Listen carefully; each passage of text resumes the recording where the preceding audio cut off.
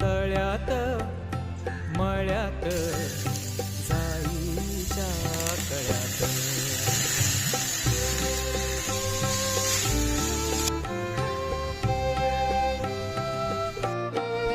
पुरीचा हुलींचे मृग भाई एक नंबर वास येतो या, एक नंबर. हुलींचे मृग जळ, पुरीचा हुलींचे मृग जळ, वाजे पाचोळा उभी तशात, मन तळ्यात मळ्यात जाईच्या कळ्यात.